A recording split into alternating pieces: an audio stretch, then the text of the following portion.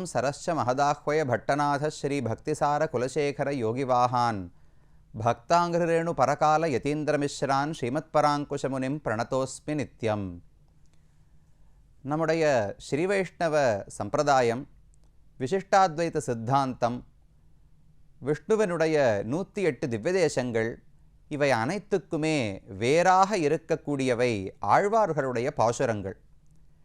இந்த பூவுலகத்தில் துவாபர யுகத்தின் இறுதியிலும் கலியுகத்தின் தொடக்கத்திலும் 12 ஆத்மாக்களை தேர்ந்தெடுத்து அவர்களுக்கு பகவான் விசேஷமாக தனிப்பட்ட ஒரு அனுகிரகத்தை செய்தார். அவர்களுக்கு ஒப்பற்ற சந்தேகமில்லாத உயர்ந்த ஞானத்தையும் மாறாத திருடமான பக்தியையும் பகவானே அருளினார். பொதுவாக பகவானிடத்தில் பக்தி என்பதை நாம் மிகவும் முயற்சித்து கஷ்டப்பட்டு வளர்த்து கொள்ள வேண்டுமாம். அதற்கே பல ஆயிரம் பிறவிகள் தேவைப்படலாம் என்று தெரிவிக்கிறார்கள். ஆனால் இந்த ஆத்மாக்களுக்கு பகவானே தன்னுடைய அருளாலே அந்த உயர்ந்த ஞானத்தையும் பக்தியையும் அருளினார். சுவாமி நம்மாழ்வார் தன்னுடைய பாசுரத்தில் மயர்வர மதிநலம் அருளினன் எவனவன் என்று பாடுகிறார். மயர்வு அற, எல்லா சந்தேகங்களும் குழப்பங்களும் நீங்கும்படிக்கு மதி நலம் அருளினன். மதி என்று சொன்னால் ஞானம், நலம் என்று சொன்னால் பக்தி. ஞானத்தினுடைய முதிர்ந்த நிலைதானே பக்தி என்பது. அந்த ஞானத்தையும் பக்தியையும் அருளினன். நானாக சம்பாதித்தேன்னு சொல்ல முடியாது, பகவானாக எனக்கு அருளினார் என்று ஆழ்வார்கள் கூறுகிறார்கள். அந்த ஆழ்வார்கள் பிறந்ததால்தான் பாசுரங்கள் ஏற்பட்டன. பாசுரங்கள் ஏற்பட்டதால் தான் திவ்ய தேசங்கள் என்கிற பெருமை பல கோவில்களுக்கு ஏற்பட்டது. அந்த பெருமாள்கள் இருக்கவே தான் இன்றளவும் நாமும் அவர்கள் அருளாலே வாழ்ந்து கொண்டு வருகிறோம். அப்போ ஆழ்வார்கள் இல்லாவிட்டால் பகவானுக்கும் பெருமை இல்லை, அவனுடைய திருத்தலங்களுடைய பெருமையும் நம்மால் புரிந்து கொண்டிருக்க முடியாது. அதனால் ஒவ்வொரு திருத்தலத்தையும் எந்தெந்த ஆழ்வார்கள் பாடினார்கள் என்று முக்கியமாக இந்த நிகழ்ச்சியில் நாம் பார்த்து வருகிறோம். அந்த வரிசையில் நாம் தற்போது பார்த்து வருவது திருவல்லிக்கேணி என்கிற திவ்யதேசம். இந்த திவ்யதேசத்தை 3 ஆழ்வார்கள் மங்களாசாசனம் செய்திருக்கிறார்கள். ஆழ்வார் பாடினார் என்று மட்டும் சொல்லுவது கிடையாது. என்ன பாடினார்? எனக்கு இதை கொடு அதை கொடுன்னா ஆழ்வார் பாடினார். பெருமான் நன்றாக இருக்க வேண்டும், பார்சாதி பெருமாளுக்கு எந்த தீங்கும் வரக்கூடாது, பல்லாண்டு பல்லாண்டு நீடூழி வாழ வேண்டும் என்று வாழ்த்துகிறார்கள். சமயம் அவர் தானே நம்மை வாழ்த்த வேண்டும், நாம் போய் அவரை வாழ்த்த முடியுமா? அவர் எப்பேற்பட்டவர்னால் அப்படி யோசிக்க கூடாது.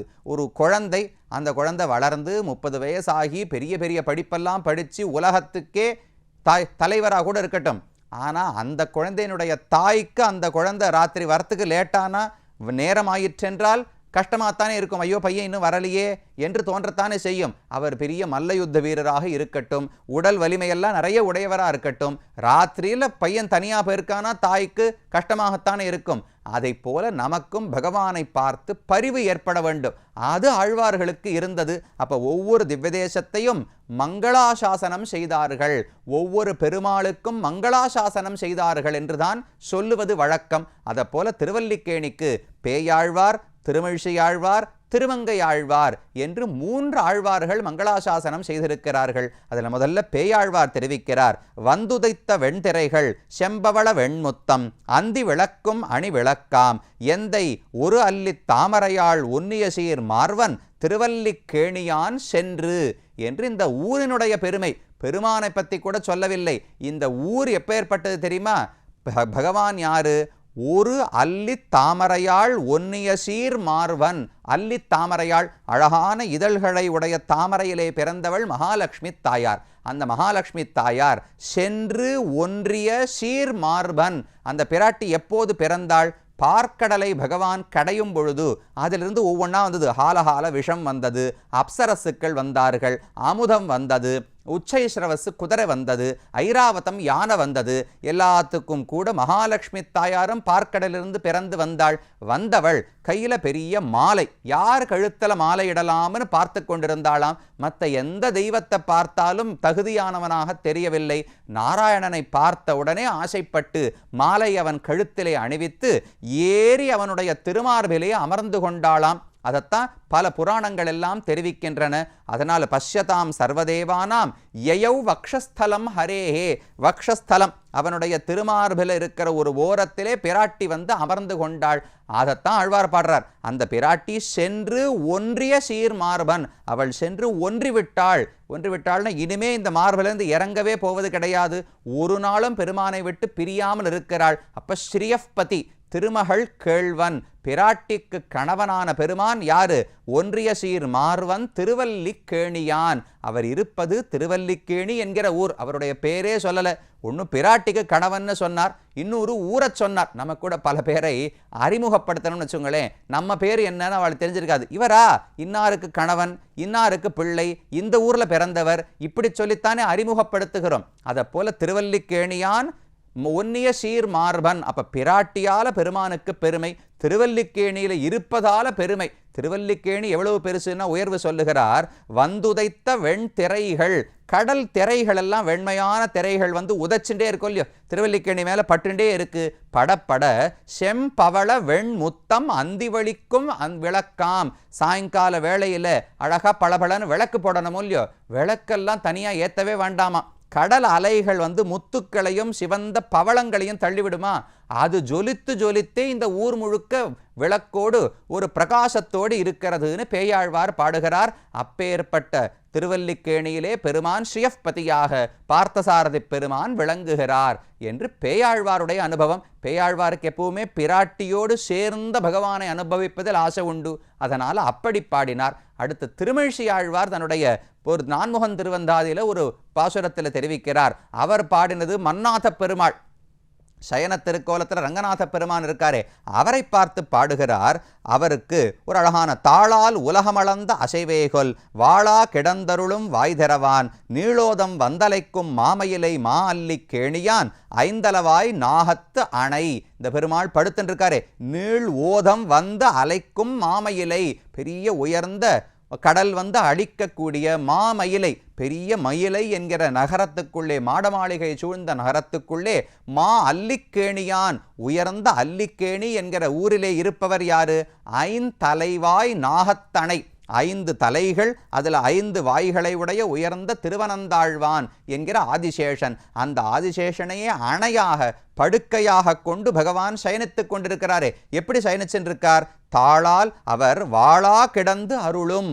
வாளா அப்படின்னா கைகாலையை அசைப்பது கிடையாது. அப்படியே மயக்கம் போட்டா ஒருத்தர் ரொம்ப நாள் வேலை பார்த்துட்டு தூங்கவே இல்லை, ரொம்ப உடல் உழைப்புன்னு வச்சுங்களேன், அசதி அதிகமாக போனால் திரும்ப வந்து படுக்கையில் படுத்தார்கள்னு சொல்லக்கூடாது, படுக்கையிலே விழுந்தார்கள்னு சொல்கிறோம் இல்லையோ. அப்படியே கையில் இருக்கிற காலை ஷூ எல்லாம் கட்டியிருக்க மாட்டா, கையில் இருக்கிற வாட்செல்லாம் கட்டியிருக்க மாட்டா, அப்படியே வந்து விழுந்து தூங்கி போயிடுவாளோ இல்லையோ.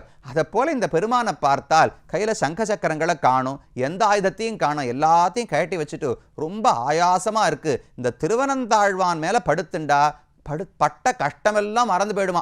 அவ்வளோ அழகா மெத்துன்னு குளிர்ச்சியோடு நல்ல நறுமணத்தோடு அழகா வெள்ளையா படுக்கை இருக்கோ இல்லையோ திருவனந்தாழ்வான். அந்த ஆதிசேஷனுக்கு பேரை படுத்துன்னு இருக்கார். வாளா கிடந்தருளும், எந்த அசைவே கிடையாது, கைகால கூட அசைக்கிறது கிடையாது. வாய் திறவான், வாய் திறந்து ஒரு வார்த்தை பேசுவது கிடையாது. ஏன் இப்படி இருக்கிறார் பகவான் ஆழ்வாருக்கு ஆசை தெரிஞ்சுக்கணும்னு ஆசை அவரிடத்தில் கேட்கிறார். தாளால் உலகம் அளந்த அசைவேகொல், பெருமானே ஒருவேளை உன்னுடைய திருவடிகளாலே இந்த உலகத்தையே தாவி அளந்தாயே, திரிவிக்ரமாவதாரம் பண்ணாயே, அதில் ஏதான கஷ்டமா, உடம்புக்கு ஏதான சிரமம் ஏற்பட்டதா, உடல் நோவுபட்டு விட்டதா, காலுக்கு ஏதான புண்ணு ஏற்பட்டு விட்டதா, அந்த களைப்பால் தான் அந்த அசைவேகொல், ஒருவேளை அந்த களைப்பால் தான் வாளா கிடந்தருளும், இப்படி அசையாமல் வாய் திறக்காமல் கிடக்கிறாயே, ஒருவேளை அந்த அசதியின் காரணமா, இல்லை ராமனாக நடந்த அசதியா, இல்லை பார்த்தசாரதியாக தேர் ஓட்டி யுத்தத்தை நடத்தின அசதியா, எதற்காக இப்படி சயனித்திருக்கிறாய் என்று மன்னாத பெருமானை பற்றி திருமிழிசையாழ்வார் அழகாக பாசுரம் பாடுகிறார். பேயாழ்வார், திருமிழிசையாழ்வார், அடுத்தது திருமங்கையாழ்வார். அவர் 2ஆம் பத்து, 3ஆம் திருமொழி, 10 பாசுரங்கள். விற்பெரு விழவும் கஞ்சனும் மல்லும் வேளமும் பாகனும் வீழச் செத்தவன் என்று தொடங்கி 10 பாசுரங்கள். திருவல்லிக்கேணி கண்டேனே, திருவல்லிக்கேணி கண்டேனே என்று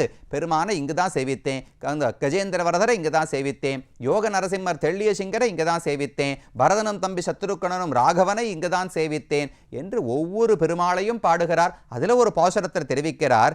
இந்த இந்துணை பதுமத்து அலர்மகள் தனக்கும் இன்பன் நல் புவிதனக்கு இறைவன் தந்துணை ஆயர் பாவை நப்பின்னை தனக்கு இறை மற்றையோர்க்கு எல்லாம் வன் துணை பஞ்ச பாண்டவர்க்காகி வாய் உரை தூது சென்று இயங்கும் என் துணை எந்தை தந்தை தம்மானை திருவல்லிக்கேணி கண்டேனே.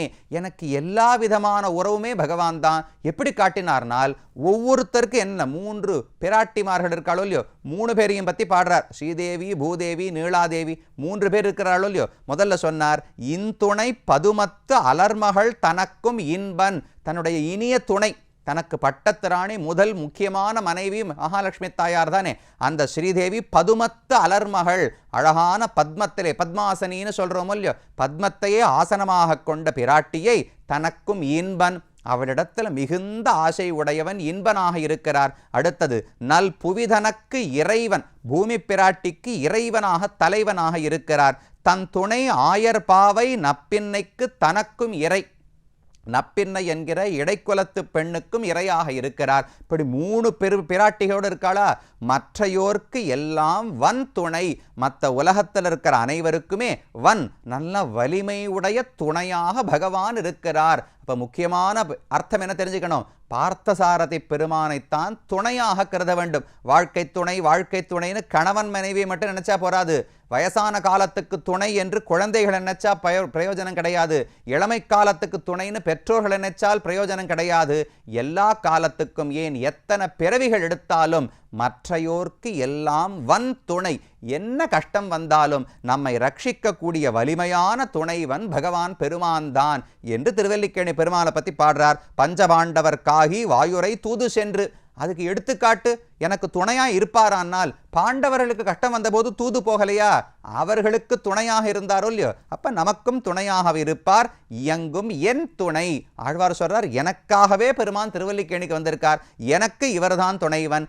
எந்தை தந்தை தம்மானை, எனக்கு உபகாரகன், எனக்கு தந்தையாக இருக்கிறார், எனக்கு எல்லா நன்மையும் செய்கிறார், அவரை திருவல்லிக்கேணியிலே கண்டேன் என்று ஆழ்வார் மங்களாசாசனம் பாடுகிறார். இப்படி 3 ஆழ்வார்களாலே பாடப்பட்ட பெருமான். இன்னும் பிற பெருமைகள் உண்டு. சுவாமி ராமானுஷரே இந்த பெருமானுடைய அவதாரம் என்றுதான் சொல்லப்படுகிறது. இந்த கோவிலுக்குள்ள திருக்கச்சி நம்பிகள், ராமானுஷர், ஆளவந்தார், வேதாந்த தேசிகன், மணவாள மாமுனிகள், இத்தனை பேருக்கும் சன்னதிகள் உண்டு.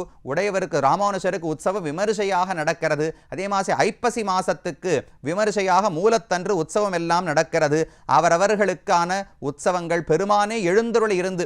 திருவல்லிக்கேணியில் ஒரு சிறப்பு என்னவென்றால், எந்தெந்த ஆழ்வார் ஆச்சாரியர்களுக்கு திருநக்ஷத்திரம், வருஷத்துக்கு ஒரு முறை பிறந்த நாள் திருநக்ஷத்திரம் கொண்டாடுறோம் இல்லையோ, அதுக்கு பெருமாளே வருவார். பெருமாள் வந்திருந்து அந்த ஆழ்வாரையும் அழைத்து பகுமானம் பண்ணித்தான் அனுப்பி வைப்பார். சிலருக்கு பார்சாதி பெருமான், இப்போ திருமேஷி ஆழ்வாருக்கு வரதன் தான், அது தாம் கஜேந்திர வரத சேவித்தோமே, அந்த உற்சவமூர்த்தி தான் திருமழிசை ஆழ்வார் சாற்றுமறைக்கு எழுந்தருளுகிறார். இப்படி எல்லாருக்கும் பெருமை உண்டு. ஆனால் ஒரே ஒரு குறைன்னு சொல்ல வேண்டாம், ஒரு ஸ்பெஷல் பார்க்கலாமா. பார்த்தசாரதி பெருமாள் ராமானுஷருடைய திருநக்ஷத்திரத்துக்கு மட்டும் வருவதே கிடையாது. ஏன் வருவதில்லை என்றால் அதற்கு ஒரு கதை இருக்கிறது. கேசவ சோமயாஜி, காந்திமதி என்பவர்கள் ஸ்ரீபெரும்பூதூரிலே வாழ்ந்து வந்தார்கள். அவர்களுக்கு புத்திரப்பேறு, குழந்தை வேணும்னு ஆசை. இங்கு வந்து பார்த்தசாரதி பெருமானை தரிசித்து வேண்டினார்களாம். அப்ப பெருமாள் சொன்னார், எப்படி குழந்தை வேணும்னா ஒன்ன போல வேணும்னு பிரார்த்தித்தார்கள். பார்சாதி பெருமாள் பார்த்தார், என்னை போல 2வதெல்லாம் உலகத்தில் கிடையாது, உலகத்திலே நான் ஒருவன் தான் முழுமுதற் கடவுள், அப்படி யாரும் இல்லை, நானே வந்து பிறக்கிறேன் என்று சொல்லி பார்த்தசாரதி பெருமானே ராமானுஷராக வந்து அவதரித்தாராம். அப்ப ராமானுஷருடைய பிறந்த நாளுக்கு பார்சாதி பெருமாள் எப்படி வர முடியும், அவரே தானே ராமானுஷர்.